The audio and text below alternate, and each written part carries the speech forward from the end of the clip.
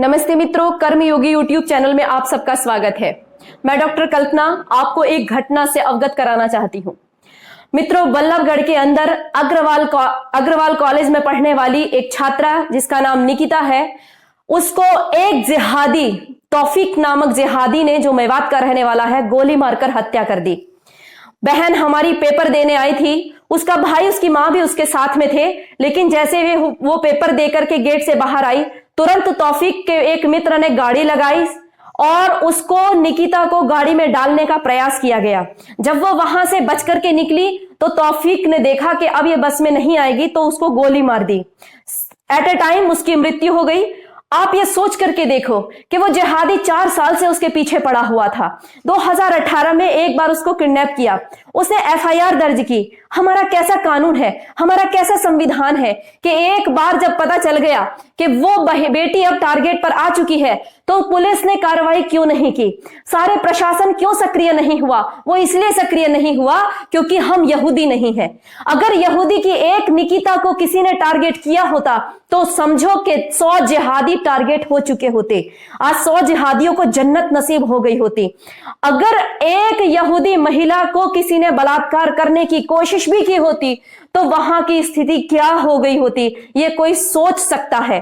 आज हमारी अनेकों निकिताएं, हजारों निकिताएं, लाखों निकिताएं इन जिहादियों के टारगेट पर हैं, पर हमारी क्या प्लानिंग है? हमारी कोई प्लानिंग नहीं है। हम हा हुल्ला मचाएंगे और कहेंगे निकिता को इंसाफ दो। ये कैसा इंसाफ होगा कि एक तौफीक जेल में जाएगा और उसके बाद वो बहुत बड़ा वकील उसके लिए तैयार होगा, कुछ सालों बाद वो छूट जाएगा, और या फिर फांसी भी हो जाए तो अगला तौफीक खड़ा होगा, क्योंकि उसने भी जन्नत का दरवाजा पक्का किया हुआ है। और उस तौफीक को उसकी कम्युनिटी जो मेवात में रहने वाली है या पूरे देश में उसकी जितनी भी कम्युनिटी है, वो उसको सम्मानित करेगी, वो पीछे से सम्मान देगी, क्योंकि उसने एक काफिर की लड़की को मारा है, एक काफिर को कम किया है। मित्रों, मैं आपसे कहना यह चाहती हूं, फ्रांस के अंदर एक टीचर की हत्या हुई, उसको गला रेत करके हत्या की गई। और किस लिए की गई? कि उन्होंने एक कार्टून दिखाया जिससे लोगों की भावनाएं आहत हो गई।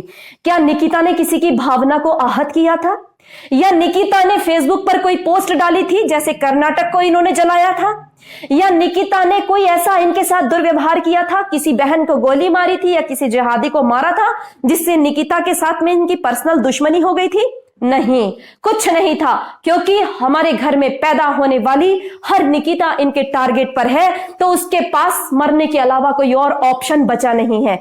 या तो निकिता के पास ऑप्शन है कि वो इसके प्यार में फंसे और जिहादी पैदा करे, ज्यादा से ज्यादा जिहादी पैदा करे और इनकी कम्युनिटी को आगे बढ़ाए। या फिर एक ऑप्शन था कि वो उसके प्रेम जाल में फंसती, जब वो इसको इस्लामिक होने के लिए कहता तो निकिता मना करती और वो फिर उसकी बोटी बोटी काट करके सूटकेस में पैक करता, या फिर उसकी बोटी बोटी काट करके चाकू से उसको नाले में फेंक देता। या फिर उसके पास एक ऑप्शन मात्र ये बचा था कि वो अपने आप को चुपचाप छिपाती हुई चले और वो किसी के सामने ना आए, अपनी इज्जत को बचा करके रखे। परंतु वो इस जिहादी के टारगेट पर थी और इस जिहादी ने उसको गोली मार करके हत्या कर दी। मित्रों, मेरा आपसे कहना यह है, क्या हम इतने नपुंसक हो गए हैं कि हम अपने घर की बेटियों की सुरक्षा नहीं कर सकते? हमारा पौरुष क्या इसी काम के लिए है कि हम अपनी मूंछों पर ताव दें और जाकर के हुक्का पिए, बीड़ी पिए, सिगरेट पिए, हम शराब पीने में अपनी बहुत बड़ी शान दिखाएं? या हमारा केवल मूंछें हमारी इसलिए बनी हुई है कि हम केवल एक कम्युनिटी, या हम केवल इसके लिए लड़ाई करें कि मैं इस जाति का हूं, मैं उस जाति का हूं?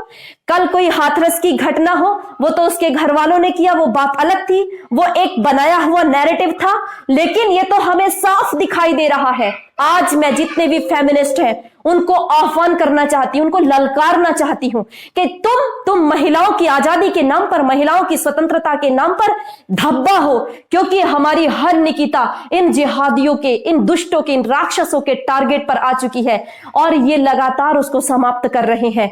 मित्रों, याद रखो, ये जितने भी हमारा संविधान है या हमारा जितना भी लोकतंत्र वाला ढांचा है, ये इन राक्षसों के लिए बहुत बड़ा खाद पानी तैयार करता है। आज पूरे विश्व भर में जितनी भी समस्याएं पैदा हो रही हैं वो इन जिहादियों के कारण पैदा हो रही हैं।